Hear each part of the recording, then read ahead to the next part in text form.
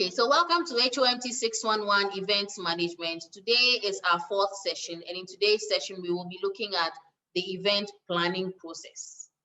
So as usual, there are certain learning outcomes we hope to achieve by the end of the session. These include, one, to be able to understand the meaning of project management, because the entire event planning and management process is seen as the process of managing a project. So we will be able to understand the meaning of project management and how it relates to the process of event planning and management. Then we will be able to understand the phases of the event staging life cycle, because the event process can be broken down into various stages that the event planner or organizer goes through to be able to successfully plan and stage an event. Then we'll also be able to discuss an overview of the preparation activities that may take place prior to an event, because what we see as participants is just the tip of the iceberg and perhaps the smallest part of what is involved when it comes to event planning and management. Most of the planning goes on before the event itself is executed. So we will look at an overview of the various preparation activities that go on behind the scenes before the actual event is staged. And then we'll also be able to discuss event program planning, as well as some components of the execution process. And these are the main learning outcomes that we hope to achieve by the end of this session. So let's get into it, starting from an introduction to project management. So when we talk about project management, what are we referring to? Project management is the use of accepted standards and practices that help groups, or in your case, individuals with multiple stakeholders, to work collaboratively to achieve business goals. So when we talk about project management and how we are going to apply it to events, you will agree with me that event management also has to do with multiple stakeholders. And it also has to do with the ability of these stakeholders to work together in a collaborative manner to ensure the successful execution of the event. Hence, the application of project management to event management, such that the project management techniques that we will learn will help us to be able to manage events and collaboratively involve all the multiple stakeholders towards the successful planning and execution of the said events. So using the human body as a metaphor, one scholar referred to as Bertalanffy in 1951 suggests that management requires data, a carefully planned process of managing resources, and the orchestration of sub-activities. And it is this understanding that we are bringing to the concept of project management and how it can be applied to events, such that just like a regular project, events involve huge amounts of data or information. And they also involve the carefully planned process of managing resources, because when you are planning an event, various resources are put together. And the application and orchestration of these resources involve various levels of activities and sub-activities. So as it is in project management, so it is in event management. And that is why we are trying to apply the concept of project management to the planning and execution of events. So how can we apply project management to events? For instance, one, projects are complex.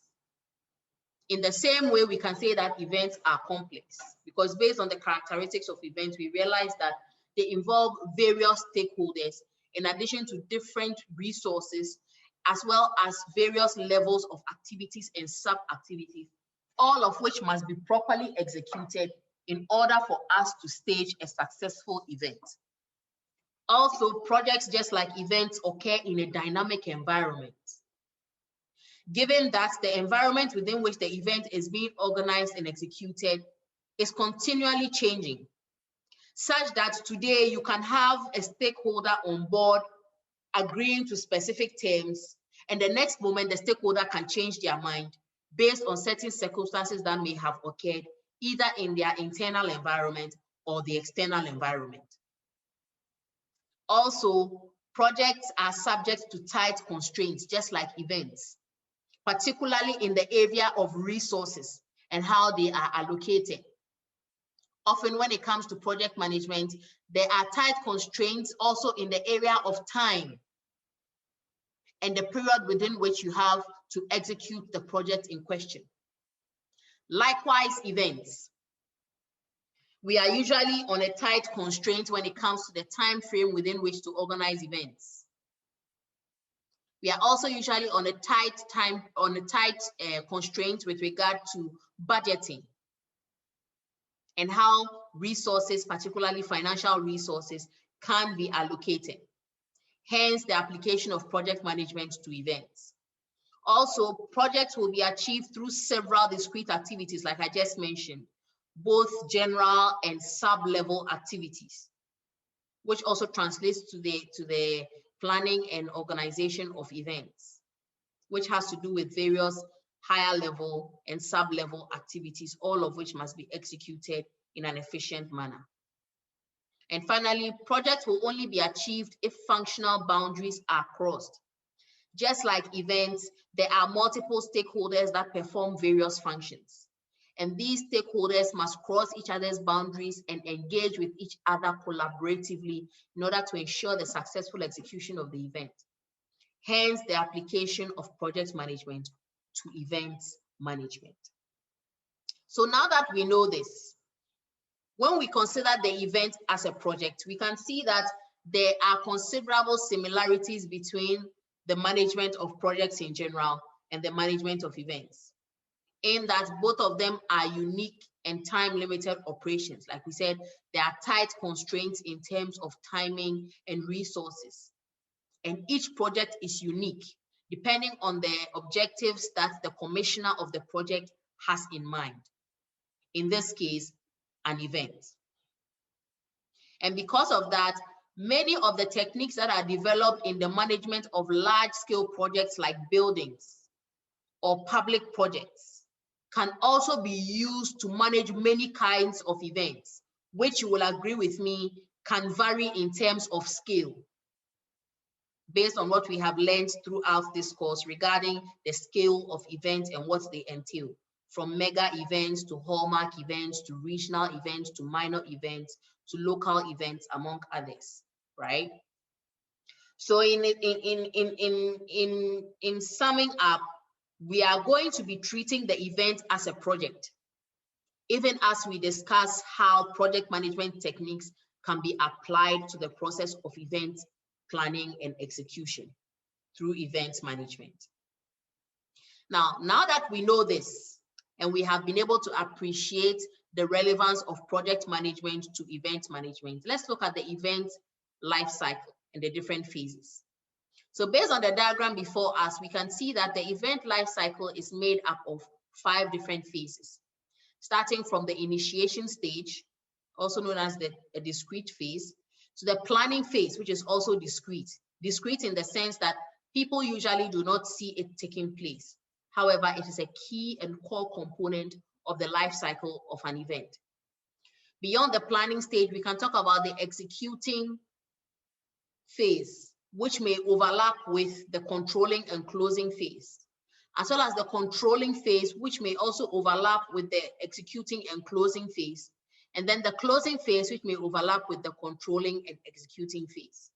Now, the reason why we are saying the executing, controlling, and closing phases may overlap with each other is that they are all designed to operate simultaneously, such that while you are executing the event, you are at the same time controlling. Controlling involves monitoring ongoing activity to ensure that it is going off as planned. And where things are not going as planned, the event organizer or manager has the opportunity to fix and correct the actions that are not going as planned to ensure that they conform to what is expected or required. And in closing, the event manager or organizer has to consider the execution and controlling phase to be able to ensure that everything that was planned has been executed the way it was intended. And the outcomes that were expected to achieve by executing the event and controlling the event as it was being executed have been achieved. Hence, the purpose of the event life cycle and the 5 phases that we go through for each of them. So we will take each of the phases of the event life cycle and we will break it down one after the other, starting from the initiating phase.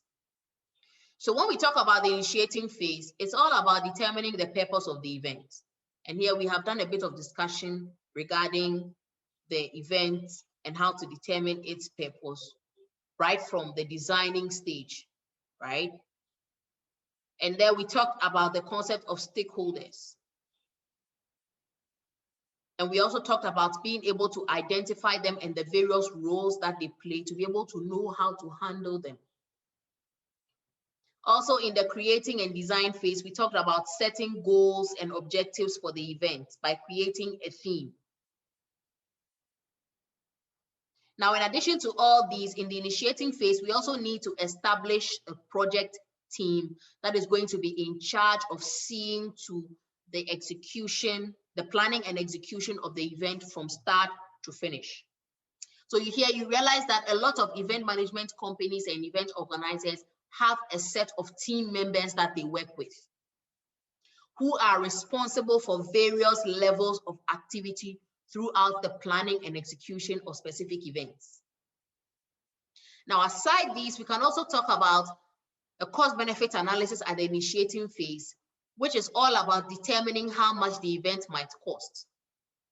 Now, this is very important because remember we talked about the tight constraints under which events operate in terms of timing and budgeting requirements. So a cost-benefit analysis is important in the beginning phase of planning an event to determine which activities are key that we need to have in order to successfully plan and execute an event, so that we will from the onset know at a glance the amount of resources that we require and how we should deploy these resources to be able to achieve the optimal benefits that we are seeking. Now, still on the initiating phase, it also involves analyzing historical primary data, particularly pertaining to the events that you are organizing, if available. And then also secondary data from other similar events. So primary data here can be obtained in the event that you are organizing a particular event that has been organized before in the past. And here, I have a serious problem with event organizers in Ghana, such that after events, they do not do a good job of keeping accurate records of everything that transpired regarding that event from the planning phase to the execution phase. True or false? True. Yeah. True. So subsequently, when they want to organize similar events or the same event in another year or another month or another period, it's like they are starting afresh. And this is the first time they've done such a thing.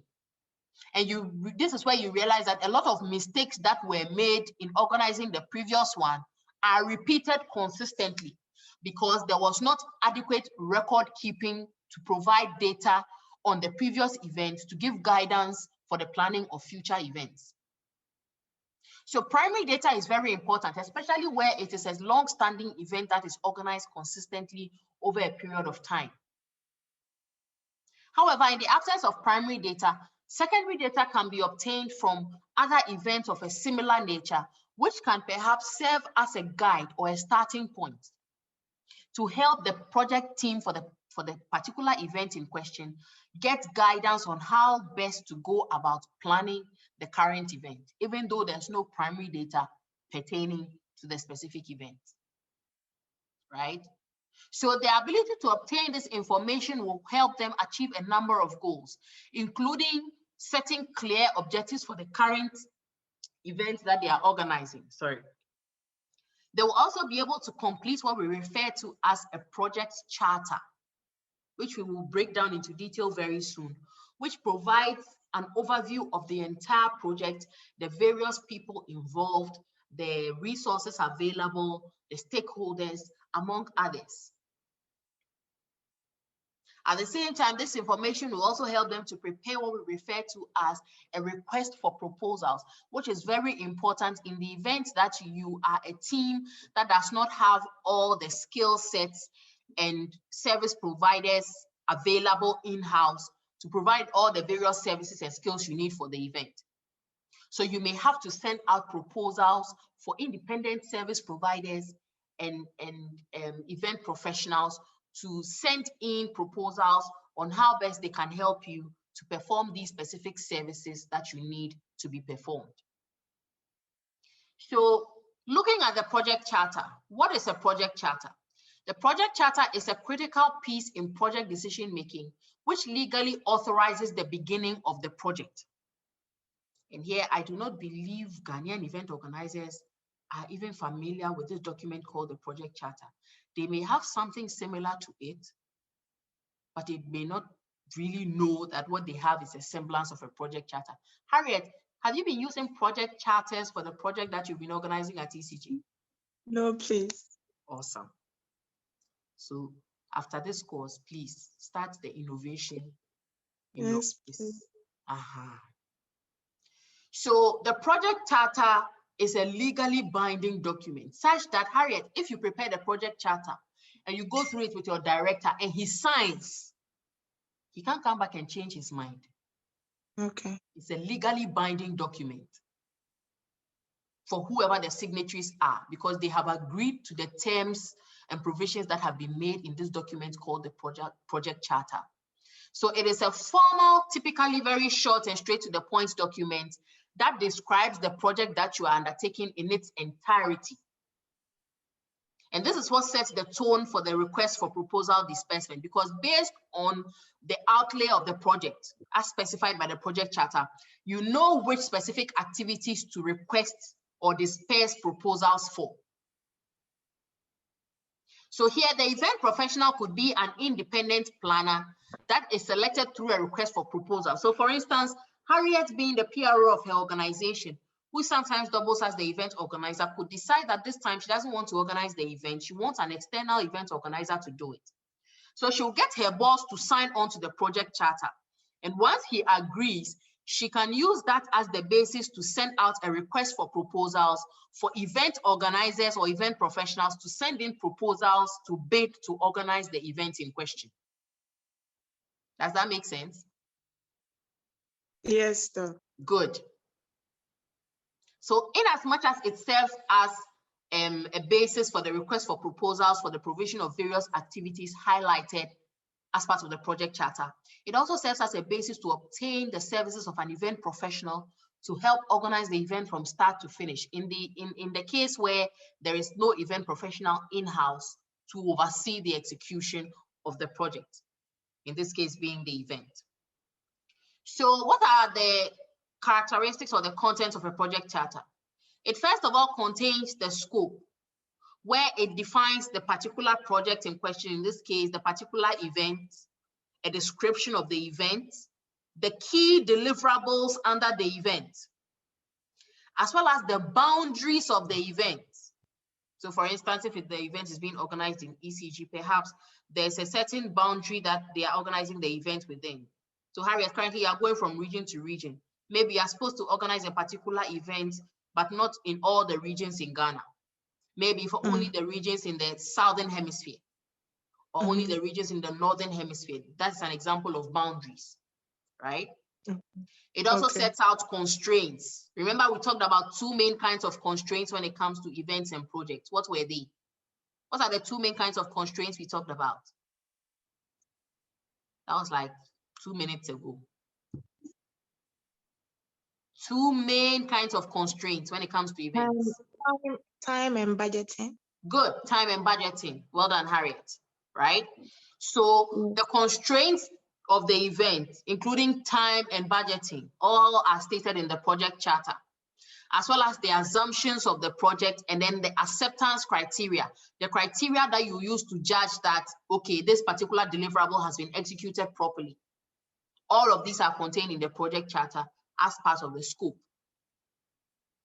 The project charter also contains the business case. Why is this event worth pursuing?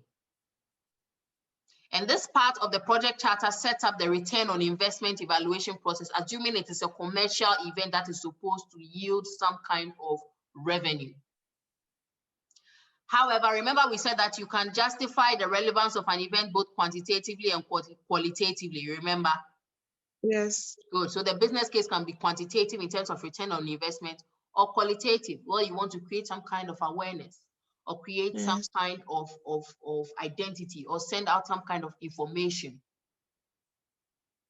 All these form part of the business case, which will capture the purpose and justification for the event. Next, in the project charter, we also can see the measurable project objectives and success criteria. Here, we can also refer to them as evaluation criteria. In that you have key deliverables, you need to be able to tell us how you are going to evaluate each of these deliverables and what it will look like once these deliverables are successfully executed. And that goes under the measurable project objectives and success criteria. Then we can talk about the enterprise environmental factors that relate directly to the project. And this is used to guide contract development and selection. For instance, enterprise environmental factors refer to the conditions within the particular enterprise or institution, or the conditions given by each individual regarding how the event must be executed. Now, for instance, if we are organizing the event in ECG, ECG has a way they organize their events. They have a way they write out contracts for people who deliver services to them, particularly in the execution of specific events that have been planned. So all of this will influence how the project charter details the key deliverables, as well as how contracts are developed based on the project charter, which will ultimately influence which vendors and service providers are selected for the actual execution of the event. I hope that makes sense. And please take that one again, because I was trying to wrap my mind around it. Like, how is giving contracts. Good. So for instance, depending on the organization you are dealing with, they have a way they draw their contracts and certain caveats that they put in there. So a contract drawn up for a vendor that is serving ECG may be different from perhaps a contract that is drawn up for a vendor that is serving communication authority. Will you agree? Okay. Yes. So you need to be aware of all these environmental factors that relate directly to the project. Another thing too, depending on the kind of organization you are dealing with, the key deliverables will be different. Yes. Even in terms of organizing the event, the evaluation criteria will be different. So these are all enterprise environmental factors that relate directly to the project and how it can be executed. Sometimes it goes down to even certain sub-level and individual level activities, to the point where, depending on the enterprise you are dealing with, you cannot use certain venues to organize the events. For instance, I did a project with EcoBank Ghana where I wrote and launched a report in partnership with them. Now, per their enterprise level factors, they do not pay for external venue to organize their events. It has to be done in-house. So my initial proposal to them, I was talking about, well, us using the British High Commission or something. They were saying, no, we have a multi-purpose conference room in this building. You know, they are big building at, where is it? Opposite National Theatre. National Theatre, yes. They have a huge complex there. They have ultra-modern conference room inside there. Okay. And they were like, this is where we organize our events. We don't go out. That is their head office. That's their head office. Yeah. So that part of the budget had to be eliminated. That part of the project charter that was incorporated into the budget had to be removed, because they are not paying for external venue. They are using their own venue. And it is like an enterprise policy. They will have it in their premises. So that's an example of an enterprise environmental factor that can influence how the project is executed or how it is designed. I hope we all understand. Yes. Okay. Good. Right? So these are some of the things that are contained in the project charter. It also includes the description of the project assets and resources, right? Like I said, EcoBank Ghana said we do not organize items outside. We have in-house assets that we can use, like our ultra-modern conference room. And in terms of resources too, they did not allow us to pay for refreshment from outside because EcoBank has their own caterer that they work with for all their events. So it was about informing their caterer that they are doing this event with this number of people and this is the dates. So the caterer just has to show up with their specification because the caterer already knows how EcoBank organizes their refreshments for events. So the project charter will state all these things, as well as a summary of the financial management information, particularly the rough estimates of how everything will cost. So in this case, if you are doing rough estimates for each of the items and the deliverables under venue, you will not have any estimates, right? That's EcoBank. However, I worked for a university in the past. It's called Nobel International Business School. And for them, even if the resources are in-house, you still have to budget for it. So in the case of my project that I did with EcoBank, because they were the event was being organized in their ultramodern conference room, we didn't budget for it. However, at NIBS, if you are doing an event and it's on the premises of the school, you still have to budget for it and make an estimate. It will be deducted from the total revenue generated from the event. Okay. So that tells you the differences in terms of enterprise environmental factors, right? Yes. Good. Because in terms of description of assets and resources for EcoBank, because if the asset is in-house, they will not budget for it. But for another organization, if it's in-house, they would like to budget for it and add it to the rough estimates. The project charter will also show stakeholder identification, where it will detail the key stakeholders, including the project manager, whoever is in charge of the project, who is responsible for assigning responsibilities, and the project manager's authority level. That's why I said it's a binding document. So if your director signs and says that you are responsible for determining how the money is dispersed, he can't come and change his mind in future. Because he has signed on to the project charter, and that is what the project charter says, that Harriet, being the project manager, is in charge of paying all the workers on the project. Right? So Yes. These are some of the things that are stated in the project charter with regard to stakeholders. And then the stakeholder aspect also includes the important people without whose signature the project cannot commence. That is why we mentioned that once the project charter is signed, it is a legally binding document that the signatories cannot take back. So the project charter has a section for the required signatures of the stakeholders whose signature will indicate the approval of the project for it to begin. And this is a key component in the project management global standard document from 2008, right? So this is a typical example of a project charter, right? This is a template that you can obtain and fill in. You see how detailed it is. So starting from the top, we can see the project title, right? So the name of the project. And then a description of the project, being what the project is about. Then the business need or the business case, where you justify why the project is necessary. And then we can see the core team members. Do you see that? Yes. The name of the person and the person's role. So here, if Harriet is the project manager, and the document says she's responsible for paying everybody, and you have signed to it, you can't come and change your mind. Yes. It's binding. It is in ink. Then we also have a section for the key stakeholders, right? Also with their names and their roles. Then we have the key objectives of the project and the goals that the project has set to achieve. Then the summary status of the project. Do you see where it shows us the start date of the project, when the date the project is expected to be completed, the overall process impacts, then the potential financial budget. So the major constraints are all presented together, do you see, in terms of time and finances. Yes. Then the scope of the project is also there. And then the opportunity that the project presents. Then the various milestones, right? The milestones also refer to the deliverables.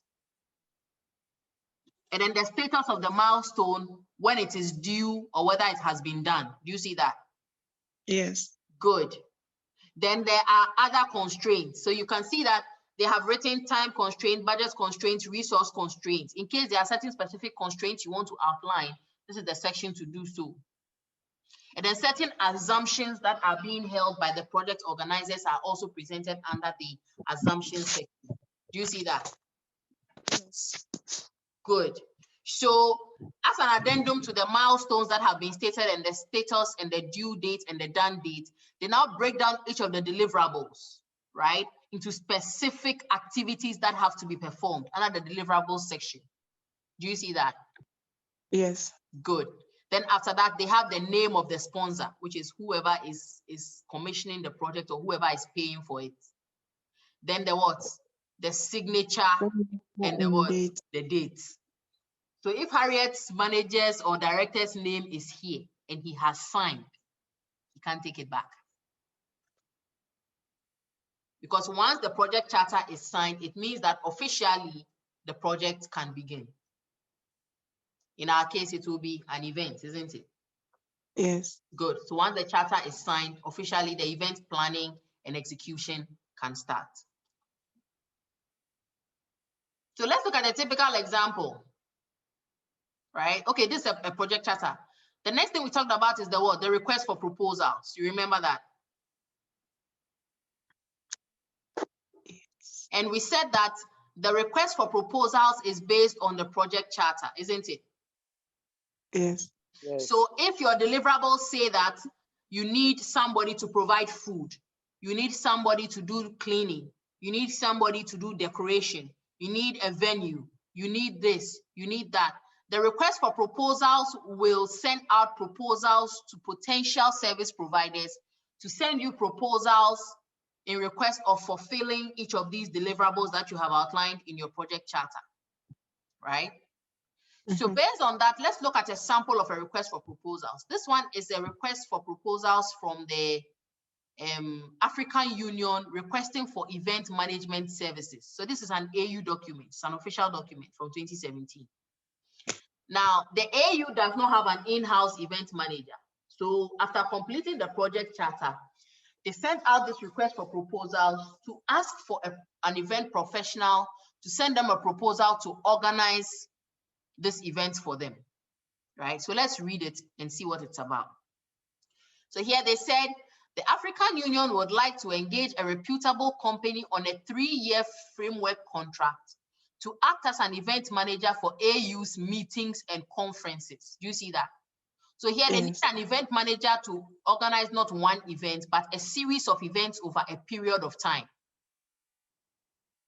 And they said the services will cover the following: provision of ushers. Do you see that? Yes. So this provision of ushers is likely to be under which section of the project charter? Which section of the project charter would we find provision of ushers as one of the services? Where will we find it? So can we put them at the core team members? No. Provision of ushers, Kasim. Deliverables. Deliverables. Okay. Right? Yes. Because remember we said the deliverables determine what service providers we will need to deliver each of the deliverables that we have listed. So provision of ushers is a deliverable, and they are asking for an external person to send a proposal to fulfill that deliverable. What's the second one? Decoration and what? Flower arrangement. What aspects of the project charter would that one be? Still what they need. It's still deliverable, sure. Yes, it's still deliverables. Kasim, do you get it? Yes, please. Good. Right? Yes. So they are asking for an event professional to provide ushers and then decoration and floral arrangement services. And they are saying that their services may be required for meetings held in or outside of Addis Ababa, where the headquarters of the AU is located, right? So the second part of the proposal says, the African Union now invites experienced and eligible event management or organizing firms to submit requests for proposals in sealed envelopes and marked with the RFP reference at the address given below. So they give you an address and how to write it on the sealed envelope, and then they give you a deadline by which you submit the proposal. Do you see that? Yes. Good. And then they tell you all the information you should include in your proposal, including your general profile and background, your trade licenses, because they said they want what? Qualified, eligible, and experienced people. Then your contact details. They want your physical address, phone number, fax number, email address. Then they want a demonstration of your experience in successful provision of similar services. And this is where I have a problem with those event professionals who don't keep a record of events that they have organized. And by the end of this session, I'll show you examples of reports that are drawn up after the organization of events. Because if you are going to apply for such a job, such a report will come in handy, because it will be a physical representation of your experience or a demonstration of the experience you have in terms of the successful provision of such services. I hope I'm making sense. Yes, Yes, though. please. Harriet, go ahead. You wanted to ask a question. Yes, I wanted to ask a question, but I think you said it. Me, I was thinking if it's a demonstration of experience successful provision, if you write if there is a report, it Yes. doesn't really show what happened. So how about the videos and then maybe pictures, or it should be Yeah, but included in videos the and report? pictures alone are not enough, are they? So when you Yes, write they the are. report, you realize that the report is a whole production. It takes an extended period after the whole event has been successfully executed to even come up with a report. And based on the samples I'll show you, you'll see how much detail people put into writing these reports. They add pictures, and then they put even links to videos on recognized platforms like YouTube. So if the one requesting for the proposals is in doubt, the link is there. Go to YouTube and see for yourself. Do you get it? Yes. Good. Right? So these are all examples of how you can be able to demonstrate your experience in organizing successful events of a similar nature. And they're also asking for at least 3 reference letters. So this is a typical request for proposal that is in-depth and detailed, such that you are clearly stating from the potential applicants to fulfill that particular deliverable that you have, certain kinds of information. And it also serves as a guide to them to be able to gauge your expectations regarding how you want the specific service that you are requesting for delivered. I hope that makes sense. Yes. Good. So this is a detailed one from the African Union, right? Now, another one, this one is for a specific kind of service. For the African Union, they were looking at an extended amount of events, being several meetings and conferences. But this particular one is from a university, and they were mainly requesting for what? Catering services. Okay. So here it says, dear catering contact. So here they're writing to a particular caterer, or it can be addressed to a particular group of caterers and say, dear sir, stroke madam, right? Asking them to send in proposals to provide catering services. So the letter says, it is my pleasure to request a proposal for an upcoming event at Northeastern University. So it's a university that is about to have an event, and they need a caterer to cater for the event. And they go on to say, at Northeastern, events are central to the university's mission and represent our relationships with distinguished alumni, friends in the community. So here they are telling the prospective applicants how important events are to them. And they said, because we know that you take great pride in the services you offer, we will be delighted for you to submit a proposal for our consideration. In keeping with current Northeastern University policies, we are required to obtain 3 bids on every event we produce. Do you get it? So they are requesting you to produce a proposal, and you know that they are requesting for 3 bids. So that means that you're not the only person they are asking to submit a proposal, right? Yes. They'll be talking to other people as well. And then they say, go ahead to say, you will find the details outlined on the attached form. Please complete the cost estimates on page 3 based on the specific information we have provided, and return it to me, being the writer of this proposal, by this request for proposal, by email. So this is a template the university uses, right? So whoever is requesting for the proposals will put their email address there and their fax number. Then it goes on to say the proposal will be evaluated based on the overall value. If you are unable to return the proposal by the date indicated, we may not be able to consider your company for this event. The same as the EU one, right? They give specific deadlines for you to meet, and they have specific requirements of items that should be contained in your response to the request for proposals, right? And they go on to say, I look forward to hearing from you and hopefully to working with you in the future. Meanwhile, please feel free to contact me with any questions or for clarification on items within the attached request. Best regards, and the name of the one requesting. So this is another request for proposals, only it is not as detailed as the EU one, as the AU one, sorry. Perhaps given that they are just requesting the services of a particular vendor for a particular kind of service. Please, I hope we all understand. Yes, please. Yes.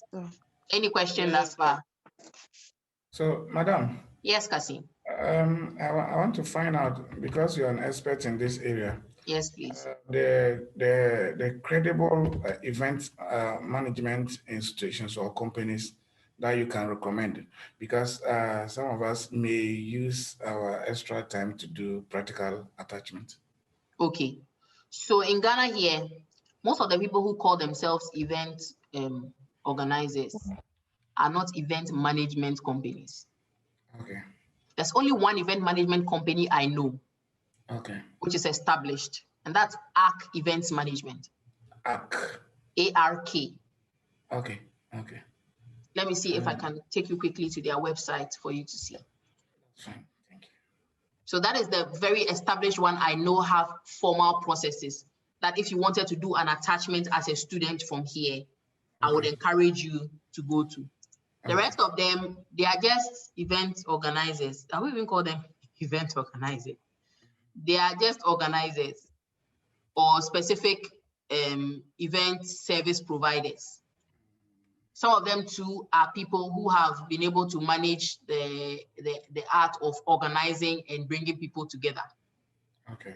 So they are experts at getting different vendors and then putting them together to be able to organize an event for a person. But as to actual event management, like the process we are going through now, yes, a proper organization setup that goes through the processes in a professional manner is only ARC Events that I can talk about. Okay. So this is the website of ARC Event Management Services. I hope you can see it. Yes. So this is their logo. Can you see? Yes, please. Awesome. So they organize personal events, right? They do live band music, they do corporate events, they do party rentals, they do hardcore sales. They also provide what? Ushering services. Okay. So you realize that they do the full scope. This is a proper event management company. Yes. So when you click on corporate events, for instance, it takes you to the page where they talk about their corporate event planning and execution. Can you see that? Yes, please. So the corporate events they plan include seminars and conferences, right? Concerts. I think ARC Events Management is linked to some of the award programs in Ghana. Okay. Right? They also do product launches. So like I said, when it comes to professional event management company, that I will encourage a student of mine to go and do internship with, it is ARC Events. Okay, apart from ARC Events, I can't recommend any other. Thank you, madam. Yeah. Thank you. So, madam, how do you classify the other ones? They are, because what you are saying, the detailed thing that you are talking about, those ones, they don't practice these processes. Don't. That's why I will not call them event management companies. I'll refer to them by what they do. So I'll call them caterers or rental companies or supervisors or coordinators, event coordinators. So the coordinators are those who they have an organization, and then they have vendors that they work with who do rental of chairs and tables, decor, catering, and then they bring them all together and coordinate them to execute a particular event. That is not event management. Okay. That is event coordination. Event management goes into all the things we are talking about right now. And I'm sure if you go to a place like ARC Events, they can be able to give you a track record of every event they have organized. The processes that they went through, the teams that worked on it, the vendors they worked with, the processes, how the executing went, whether it was successful or not successful. Are you with me? Yes. Yeah. So I'll call the rest of them coordinators. Okay. I hope they don't come after me, because if they come after me, I'll say the same thing. I'll not change my mouth. Right. So this is another example of a request for proposals. However, it's a more simpler version, perhaps because this is an individual institution, whereas the African Union is an entire union that spans across several countries all over Africa. So it's on a higher level in terms of their level of organization and the meticulous nature with which they coordinate the organizing of their events. So with the project charter, you will be able to identify the key deliverables, and based on that, send out specific requests for proposals for each of these deliverables. However, the project charter, we notice that there's an element of it that talks about the objectives for the event, right? Yes. Which brings us to the stage of setting event objectives. And here, events are based on the ultimate goal that you want to achieve by the time the event is successfully executed, or by the time the event is over. And here there are different goals depending on who the event management professional is, as well as who the commissioner of the event is. So basically, the objectives are supposed to provide specific information which will help you to be able to evaluate the process of executing the event using the stages of the event life cycle that we saw earlier, right? And in that regard, we need to make sure that the objectives that are formulated meet the criteria that we refer to as the SMART formula. Now, SMART is an acronym, and each letter of the acronym stands for a specific attribute that objectives have to possess, right? Have you heard of the SMART acronym before? Yes, madam. Okay. So the S stands for what? Specific, measurable, attainable, reliable, and time-bound. So you've made a mistake there. You've missed one. You said specific, measurable, attainable, reliable, and time-bound. No, you've missed one. One of them is incorrect. Okay. Does anyone know which one she's missing? Bafo, can you guess which one she's missing? She said specific, measurable, attainable, reliable, and time-bound. That's what you said, Harriet, right? Realistic, reliable, realistic. Yeah, that is the SMART I know in PR. But will you believe me if I tell you that it is an erroneous SMART because one element is being improperly conceptualized? Please. Yes. Okay. Which one do you think it is? Harriet, which one do you think it is? Is it the R? Yes, it's the R. So the R can be realistic or reliable. It's not realistic. If it is realistic, then you shouldn't have attainable, isn't it? Attainable. Then I will find out soon from you. Yes.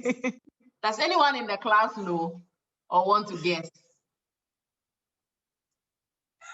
Anyway, we've been hearing realistic. Those people are wrong, Obafo. They are all wrong because realistic is synonymous to attainable. Yeah. Yes. Yes. So all of them are wrong. Thank God you people are in school. You learn the correct thing and go and teach them. So specific refers to it is difficult to create events from objectives that are framed or worded badly. So if the way you have framed and worded the thing makes it all over the place, it's winding, it's more straightforward, it will become very difficult for people to specifically get what you are trying to achieve. Hence the need for your objective to be specific so that they can precisely see where the end goal is and they can work towards it. Now, measurability is important because if you cannot measure where you are going and what you are doing to get there, you will not be able to tell whether you are on course towards getting there or not. Relevant. Good. So, it has to be measurable, right? And then she has finally figured it out. So the A is for achievable or attainable, right? Because it has to be such that it is realistic for you to be able to achieve this objective you've set for yourself, especially given the constraints we have in terms of time, money, staff, and expertise, right?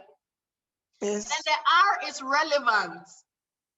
The objectives have to be relevant to the job function or the event or the purpose for which the event is being organized. Yeah, true. Otherwise, there's no reason for you to organize it. And then timeliness or time bound. The objectives must be able to be achieved within the time constraints. Because like we said, there is a time scale or time frame within which these events have to be organized. So your objectives have to be such that they can be able to be achieved within that time frame. So now you know the correct thing, don't you? Yes. Yes, we know. Go and teach them. Be ambassadors and teach them the correct thing. Right? So that's it for the SMART acronym and how we use it to measure event objectives. So now that we do so, it brings us to the end of the initiating phase. And once the project or the event has been initiated, now it's about what?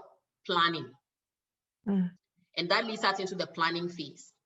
And here we are looking at a compilation of the project management plan, being the individual people who are involved, the different tasks and deliverables, who is in charge of what, and what is supposed to be done in terms of general level and sub-level activities to ensure that the entire project is executed without a hitch. And to be able to do this, the event management professional and the project management team have to develop what we refer to as work breakdown structures. And these work breakdown structures break down the specific components of the entire event in terms of the different milestones and deliverables and quality standards that have to be achieved in order for the event to be a success. So with the work breakdown structure, even as you are breaking down the components and the deliverables of the event, you are also breaking down and preparing the evaluation procedures for each of these deliverables in the work breakdown structure based on the objectives that were set at the beginning in the initiating phase. And these will all be described in the what? The project charter. That's why the project charter is a very important legally binding document, because everything refers back to it. So with the work breakdown structures, when we talk about a work breakdown structure, it is developed through a technique called decomposition. So decomposition is where you are breaking down all these complex events into specific individual tasks with activities and sub-activities, which are required for the event to be able to be executed successfully. So for instance, if the event is defined as a volunteer recognition celebration, the work breakdown structure will take a particular angle, depending on how you intend on planning the specific event, right? If it is a volunteer recognition celebration, definitely it will be organized along the lines of some kind of party, isn't it? Yeah. Good. And if it's a recognition celebration, then you will give them some kind of what? Recognition by way of what? Awards, isn't it? Yes, I think so. What are some of the specific activities that will be involved in planning this awards dinner, if you may? What are some of the activities that will be involved in planning this awards dinner? Red carpet. A red carpet, good. So there should be somebody who is responsible for obtaining the red carpet, making sure that it is properly laid out, right?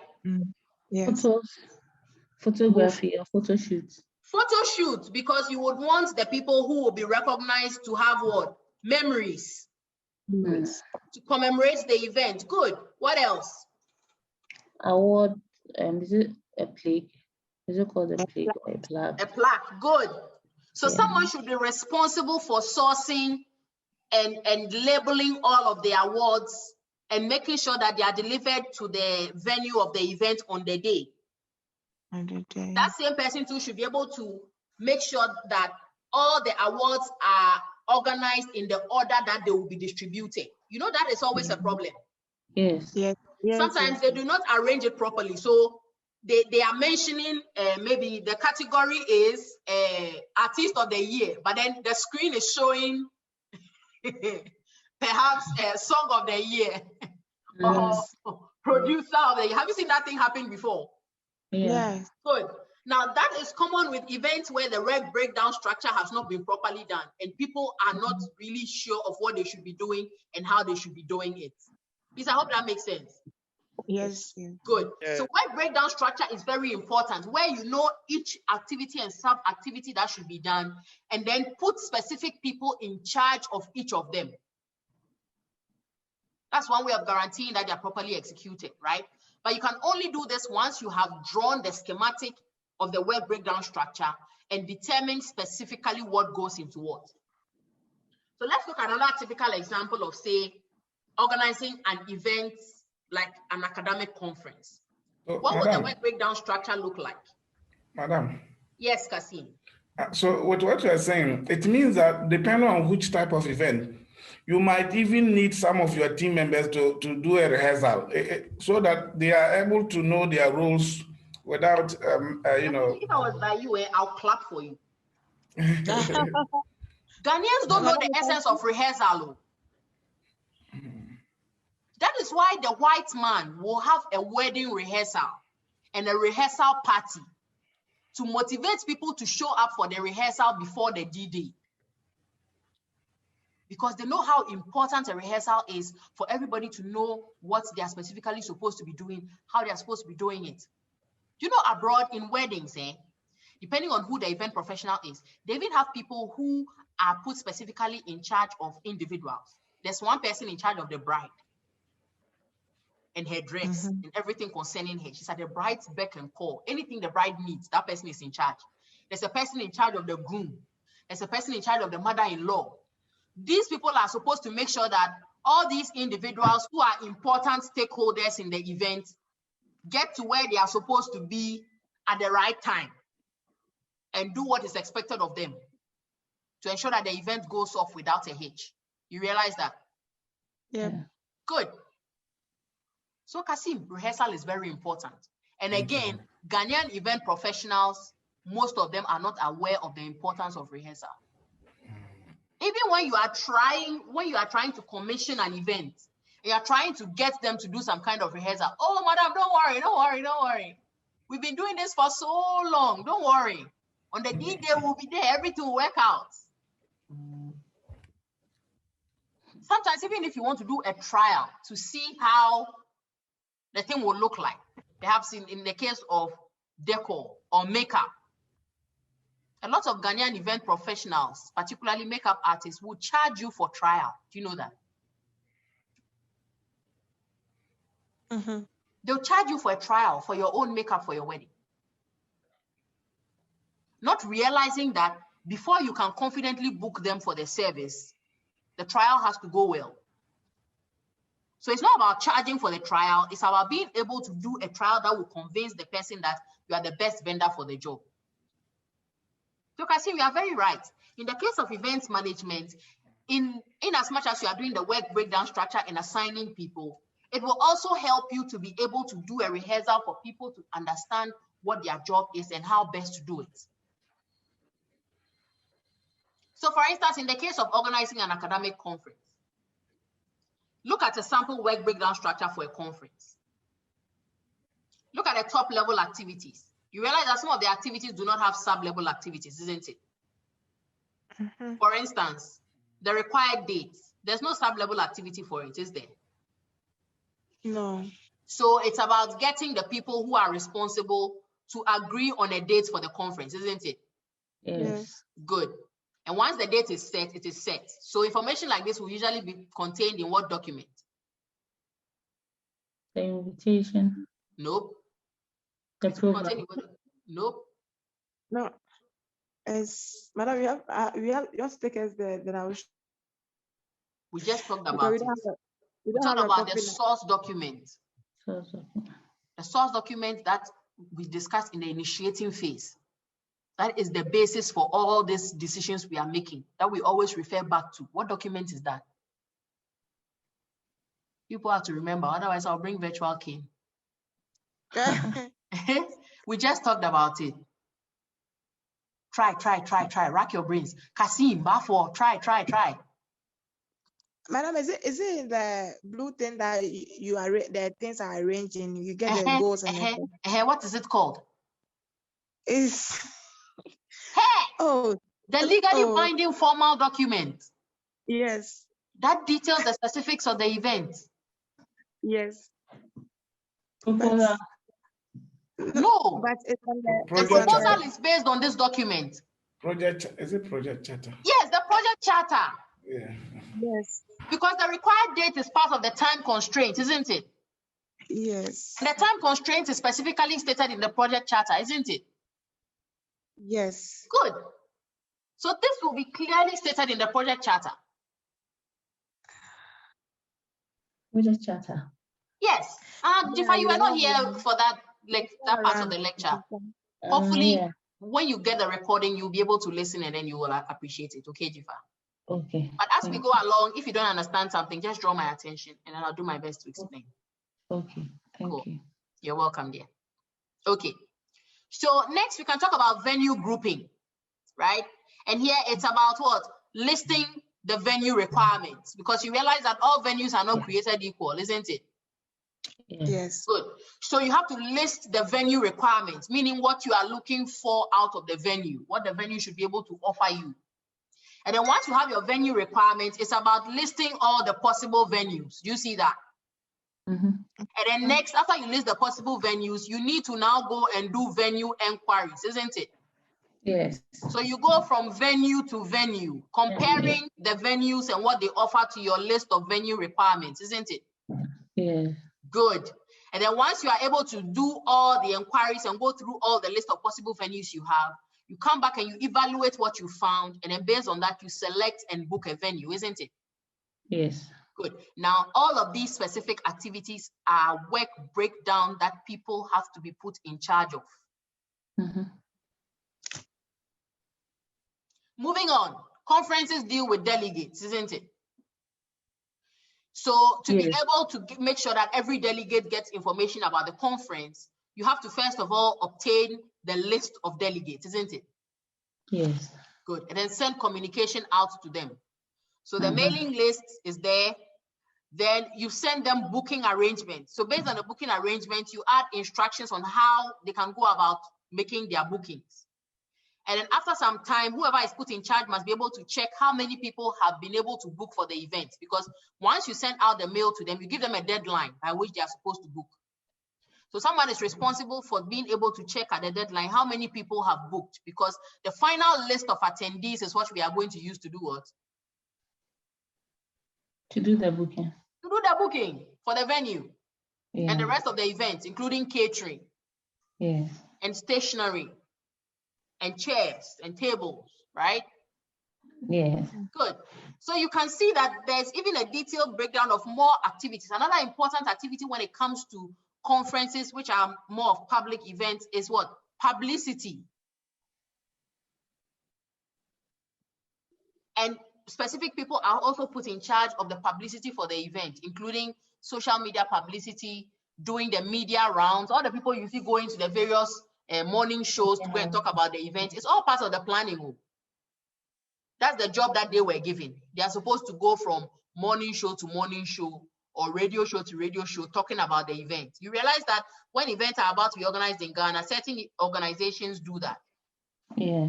So you realize that this morning they are on TV3 breakfast show. Tomorrow they are on Metro TV breakfast show. The next day they are on a city breakfast show on the radio. The next day they are on OK FM. These are all publicity elements that people are put in charge of. Some people too are responsible for writing the press releases. So they write, all those stories you see in the news about publicizing events, they are expertly crafted by PR people. All the stories about this company launched this event, they are written by the PR people of the company to read the way the company wants the communication to be put out. And there are specific people whose job it is to do these things. In the conference work breakdown, so you can see something like delegate handout pack. Can you see that? Yep. So someone is responsible for creating the delegate handout packs. When we go to conferences, there are these packs they give us. And depending on the conference you go to, it can come in the form of a bag or a file. And you know the files, there are different types, different shapes, different sizes, same with the bags. So one person is responsible for creating these bags. Some of the bags have covers where they put the specific communication regarding the type of conference it was, the year that the conference is being organized. Some of them, it is just a sticker that they print and stick on the cover of the folder or bag, whichever one it is. Then they also print out the agenda for the event. For conferences, they compile abstracts of the papers that we submitted into what they refer to as the conference proceedings. It's a printed book. And this is compiled in advance of the conference itself. Sometimes it takes months in advance to complete. And this is how I know. When we are attending conferences, right? For instance, one of the major conferences in our field is the Academy of Marketing Conference. And it is held in July. But you know when we start submitting our papers for the conference? No. September of the previous year. So planning starts from before the call for papers, which is in September, for a conference that will be held in July the next year. Hey, what if you need to change something? So they don't change things. Everything has been broken down into work structures. There's a time constraint for everything to be done. So if you see their project charter, you see the deliverables, the start date, the due date. So the call for paper starts in September and ends somewhere, I think, is it in October or November? One of them. And then you get your response by December or January. And then you get to register between, is it February and April, something. But there are timelines and constraints for everything. Are you with me? Yeah. So they need this extended period to do everything. That's why they said the initiation and the planning phase is what? Discrete. Because people don't see that part of it. People don't see the part of the conference planning that starts in September of the previous year. What they see is the finished planned conference that is executed in July over, is it over a 3-day or 4-day period, but they do not know what has gone on in the background. And this diagram gives us a snapshot of some of the events that goes on in the background. This is not all. Even more work is done in the background with regard to conference execution and planning. So event management is not a small joke. I agree with you, madam. Yeah. Because I'm looking at it as something, the experience after organizing it, if the experience is not good, people cannot hide it. They will say it. No, this event is not good. So you can't pretend to know it. You just have to learn it. Exactly. Thank you, Kasim. All right. So this is just for a conference. And like I mentioned, when it comes to the organizing of events like weddings, it's even worse, right? So this is a snapshot of a work breakdown structure for a wedding. This is just part of it, right? So one particular work has to do with just the invitations.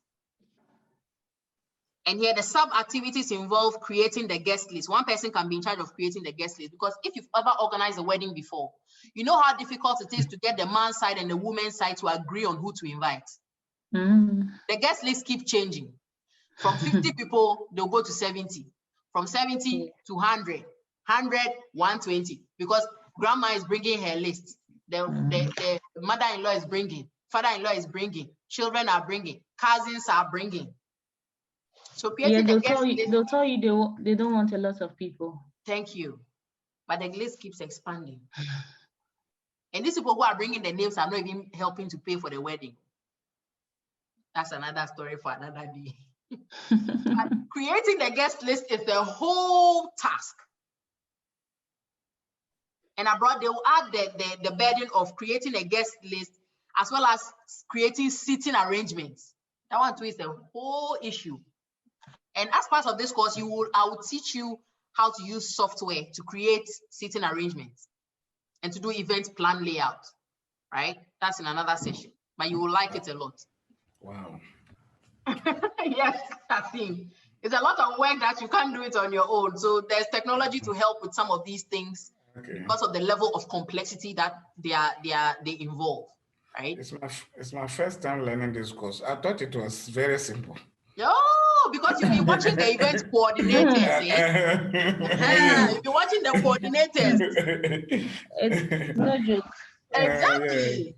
Right? I don't even get the full, I normally get just the kitchen bit, but it can take you weeks to even work on that. Exactly.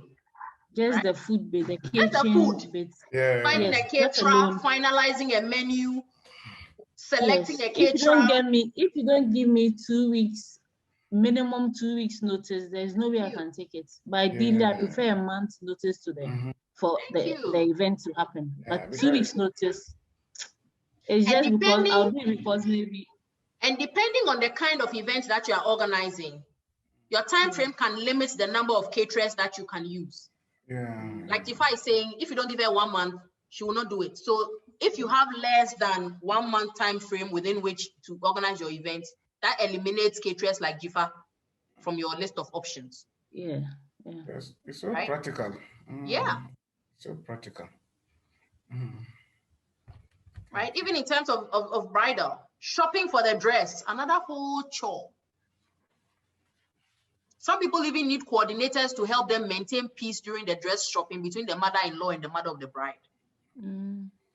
These are all work breakdown structures that proper event management professionals for specific events consider, and they need to put individual project team members in charge of to ensure that it goes off without a hitch.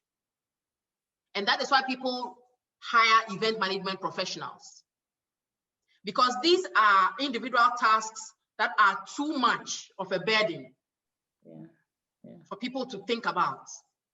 So leave it to the professionals. That's why event managers are referred to as event management professionals, because they are experts at doing these things, right?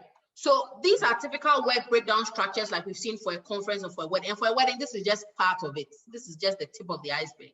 So much more goes on that needs to be coordinated, right? Let's look at another example. This one is an annual gala. And here they have broken it down into structures, work breakdown structures involving the venue, advertising, staff for the event, speakers at the event, ticketing for the event, as well as the silent auction that will be had during the event to raise money. So the basic point I want you to get from all this is that organizing of specific events involve various tasks and activities that can further be broken down into sub-activities. And an event professional needs to be abreast of all these various activities and sub-activities and put in place measures to ensure that each of them are properly executed before they can guarantee the success of the event. So, Madam. Yes. Please, so this silent something, the last component at the right-hand side. Silent. I don't understand. Is it, as the name suggests, you go secretly and be asking the guest to donate, or how is it? So a silent auction is where they are giving the item to the highest bidder, right? Okay. Now, usually in a general auction, they'll mention the item, put it on display, and people will shout out whether they are for a bid.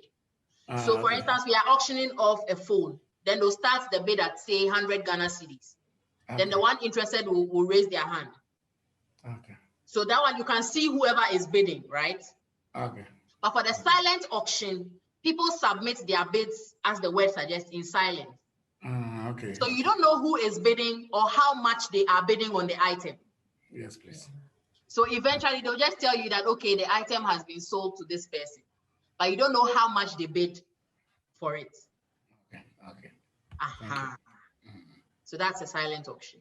Yes, please. Thank you. You're welcome. Okay. So this is another example of a work breakdown structure, and this has to do with just one item of a wedding, which is a marquee. And any event, proper event coordinator or manager knows what goes into getting a marquee properly set up for an event. It's a lot of work. So there's even a work breakdown structure for a marquee, including finding a place to set up the marquee. Currently, people have made a business out of providing locations where you can set up marquees and a wide number of tents to be able to host your event, depending on your specification. So people own event spaces. They don't offer any other service. They just provide you with the space. Usually it's a huge plot of land with very nice green grass. And they rent it out to you for a day or for 2 days. And you have to be able to think about how to set up the space. So event spaces are some of the venues that people consider when they are looking for a place to set up a marquee. Yeah. Constructing the marquee is also another thing, right? If you find a company that rents the marquee and also sets it up, good for you. That means that they'll provide everything from the frame to the external covers to the internal canvas and the ground sheets to be able to ensure that the marquee is properly constructed and fit for an event. Some of the marquee rental companies also provide interior fitting to go with it. But if they don't provide interior fitting, they just construct the marquee and go, you now need to find somebody to set up the interior of the marquee, to do the curtaining and the lighting, and the drapery, the draping of the fabrics. And they also have to think about the interior decor, depending on what kind of event you are organizing, right? You also need to think about inspection. Because as we will learn very soon in our session on risk management, venues for events need to be inspected to ensure that they meet safety and security requirements. Otherwise, if there is a problem and any injury results, you, the event management professional, will be held responsible, because it means you did not take necessary measures to ensure people's safety and security. And we will delve deeper in this when we discuss specific aspects of the event execution process, including site planning and management, and specifically risk management, which has to do with safety and security, right? So these are just examples of the work breakdown structure. Now, to be able to properly organize the work breakdown structures, there are various tools and software available to help you do so. A typical example is the Gantt chart, right? And this typically presents a visual representation of the individual tasks that have to be performed, detailing the time frame within which they have to be performed, and then who is responsible for performing them, right? And this is usually organized in time sequence, often in the sequence of a countdown towards the event. So the events, tasks, and activities are organized in a time sequence, considering the events that have to be, the activities, that have to be performed, when they are supposed to be performed, and how close they are supposed to be performed to the date of the event, right? So everybody responsible for performing a task knows how long they have to complete that task. And you, as the project manager or the team lead, will be able to see the consequences in the event that somebody does not complete their task on time, and will be able to determine which other tasks will be affected based on the non-completion of a particular task or activity, right? So this is a typical example of a Gantt chart. This one is for a birthday party. And you can see that based on the chart and what I said about time sequence, when is the birthday party supposed to be hosted? What's the date of the birthday party? 15th June. Pardon? 15th. 15th June, good, right? So you realize that all the activities are organized in terms of a countdown towards the D-Day of the event. And when did the planning start? Per the Gantt chart, when is the planning supposed to start? 9 June. Nope. Check again. When is the planning supposed to start? Look very closely at the chart. 7. Nope. Check again. For the time for the event. For planning the event. When was the planning? Event. Yeah, when did the planning? It's 1st May. 1st May, good. Right? So they started on 1st May with some discrete activities. And then from June 9th, they have more overt activities that will directly impact the event on the D-Day, including marking out the sites. I'm sure they are using the marquee. Yes, they are. So marking out the sites should be done on 9th June on the same day as the marquee will be delivered, isn't it? Then after it is delivered, the next day they construct the marquee. Yeah. Then the following day, all the way from 11th to 12th, they will be doing the fixing of the outer canvas, right? Yeah. Then they'll fix the ground sheets between the 12th and the 13th. No, on the 12th, they'll be fixing the ground sheets. Yeah. Then they'll fix the inner canvas on the 13th. They'll fit electric lights also on the 13th. And then they'll fit the curtain and the effects all on the 13th, isn't it? That's 2 days to the party. Then the furniture that we'll put in the marquee will be delivered on the 14th, isn't it? At the same time, they'll be doing the layout of the furniture. But when it comes to the decorating the marquee, it will be done on what? Decorating the marquee will be done when? On the 15th. On the 15th, the day of the event, right? Likewise, the arrival of the caterers, isn't it? Yes. Good. But you realize that ordering the flowers and delivering the flowers was done on 2 separate days, right? So when were the flowers ordered? 10th. 10th, and then they were delivered on when? 15th. So you see the timeline. Fresh flowers or? Fresh flowers, I'm sure. Because that means that they cannot be delivered any day before the D-Day. They may wilt. Yes. The laying the tables will also be done when? On the D-Day. And then the checking and inspection of everything will also be done on the D-Day. Then the party begins on the D-Day at what time? 7 p.m. So if you're the project manager, this gives you a snapshot of everything that should be done. And if you want to get more specific, you can add an additional column that shows team member in charge or assigned team member. So when you look at each of the tasks and you check and it has not been performed, you know which team member to hold responsible. I hope that makes sense. The birthday should be on the 18th. Why? It's my birthday. Harriet. Very funny. So this is a typical Gantt chart for a birthday party, right?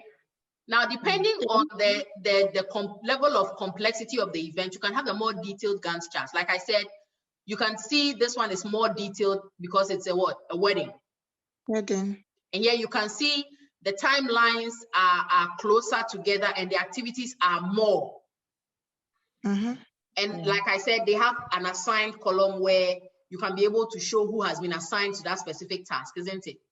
Yeah. Yes. And the start date and then the duration, how long it should take, and the specific activities that have to be performed. This one is more detailed. And like I said, there's various software that will help you to be able to organize all these things and make it succinct so that you can be able to manage the various sub-level activities and the general activities in an efficient manner, right? Even Microsoft has a whole project management software that includes the Gantt chart system that you can use to be able to build a Gantt chart for any event that you are organizing. So an event management company will have such software that they'll be using to organize all the events that they are commissioned to organize. Right. So this is another example of a Gantt chart for a more detailed and complex event.